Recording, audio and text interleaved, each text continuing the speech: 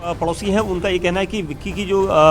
माली हालत थी वो इस तरह की नहीं थी कि वो कहीं आ जा सके, क्योंकि कोई काम धाम नहीं करता था, शराब का आदी था और उसके अलावा उसके घर में कौन कौन लोग जुटते हैं, कब कब कौन आता है, इसके बारे में उनका ये कहना है कि कई लोग आते थे, लेकिन ये नहीं पता कि क्या ये इन आरोपियों में से कोई था। क्योंकि जो पड़ोसी के अलावा जो परिवार के जो सूत्र बता रहे हैं कि यहाँ पर सागर सबसे ज़्यादा आता था। उसके बाद उसने मनोरंजन डी जो दूसरा आरोपी है उसको लाने की यहाँ पर कोशिश की, यानी जो परिवार था, जो उसकी पत्नी थी, वो अच्छी तरह जानते थे कि नजर आ रही है और प्लानिंग और प्लॉटिंग जो है जरूर की गई है यहाँ पर। लेकिन प्रियंका, आपसे मैं जानना चाहूंगी, चारों आरोपियों को कब तक कोर्ट में पेश किया जाएगा?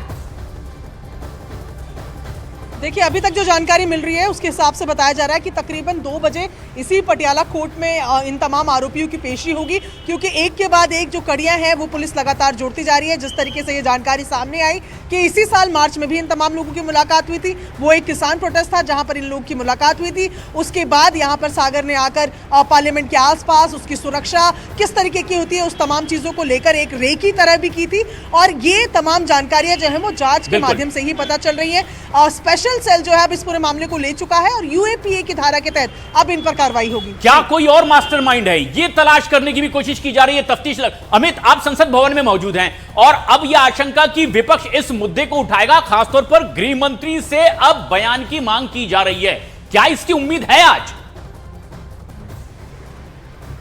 देखिए, विपक्ष के सांसद और कांग्रेस के सांसद नासिर हुसैन ने राज्यसभा में नोटिस दिया है और इस बाबत विस्तृत चर्चा की मांग की है। इंडिया ब्लॉक गठबंधन की जो बैठक है वो इस मुद्दे को लेकर चल रही है कि भविष्य में ऐसी घटनाओं की पुनरावृत्ति न हो। तो अब यह देखना होगा कि सरकार की ओर से इस मुद्दे पर बयान आता है या नहीं। हालांकि कल लोकसभा स्पीकर ने संसद में यह साफ कर दिया था कि इस मामले में 2 लोगों को गिरफ्तार कर लिया गया है और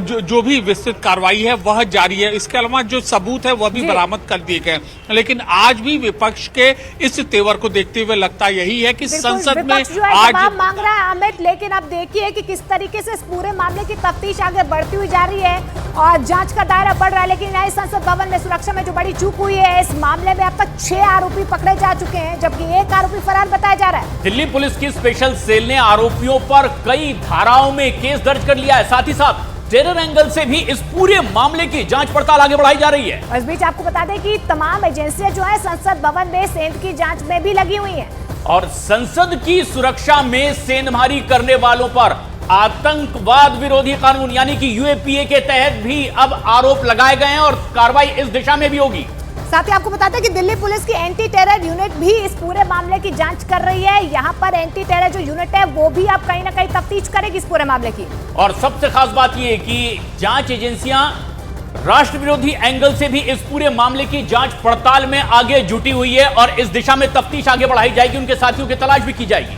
क्योंकि जिस तरीके से 2001 में संसद पर आतंकी हमला हुआ था, इसी दिन को चुना गया, उसके बाद इस तरीके का हमला किया गया, इसीलिए कहीं ना कहीं टेरर एंगल से भी इस पूरे मामले की जांच अब की जाएगी। ये भी जांच होगी कि क्या ये महज इत्तेफाक था या उस दिन को खास तौर पर चुना गया, क्या इनके और वैसे कुछ लोगों से कनेक्शन है और संसद में सेंधमारी की एक सोची समझी साजिश के तहत क्या इस पूरी वारदात को अंजाम दिया गया था और इसके लिए आरोपियों ने बाकायदा 1.5 साल की योजना भी बनाई।